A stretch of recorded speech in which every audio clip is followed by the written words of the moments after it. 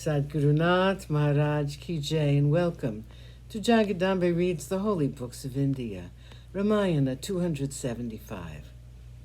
As you may remember, Hanuman was imagining all kinds of terrible things going wrong. With their sons dead, how can the queen mothers live? They will be dead too. My king will be unhappy at his inability to keep his promise to Rama, and that may make him give up his life. With him will Ruma die, and Tara too. After the death of Tara, Angada will have no wish to live.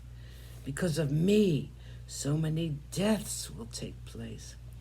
I must not allow it. I will not go back to Kishkinda without news of Sita. If I stay here, they will live in hopes of some news, and that will be better than my going back.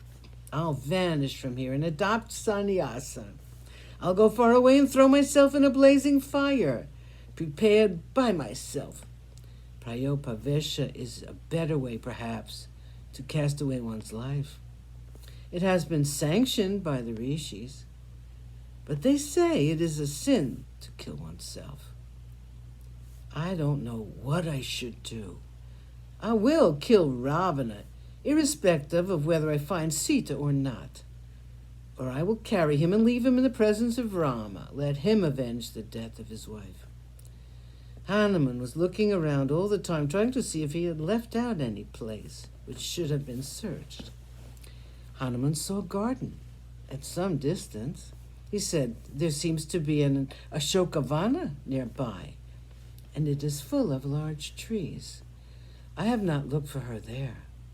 I will do so now." Suddenly, some strange feeling of happiness was filling his heart, and he felt that he might see her there. He invoked the 8 Vasus, the 11 Rudras, the 12 Adityas, the 7 Maruts, and with great humility he saluted them.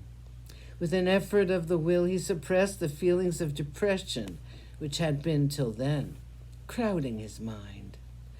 He first saluted Rama and Lakshman, and then Sita.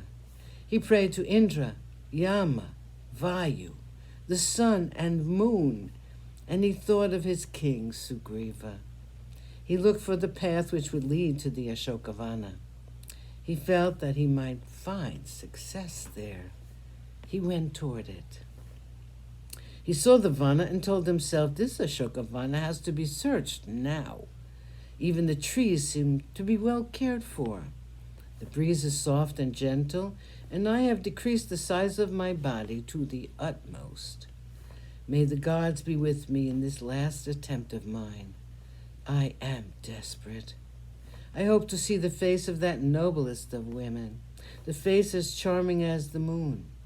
She is the captive of the cruel Rakshasa, and it is imperative that I find her. Hanuman thought of Sita in his mind, and with a leap ascended the high wall which surrounded the palace of Ravana. Standing on top of the wall, he saw the garden, and he could discern the many different trees which abounded there. Like an arrow which had been released from a bow, he leaped straight toward the Ashokavana. He was there in no time. It was a very beautiful garden, and evidently it was the favorite place of the king, since it was maintained with great care. Trees of all types, common trees and rare ones too, were growing there. Flowers of every description and birds of all kinds were there. Deer were there in plenty, and other tame animals. Peacocks and quails could be found on the trees, and Hanuman saw it all with wonderment.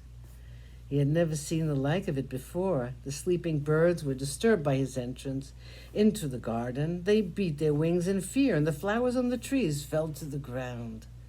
He seemed like a small hillock covered with flowers. He knew that the night was passing only too soon, and he hurried with his search. Trees were shook, and creepers were pulled apart.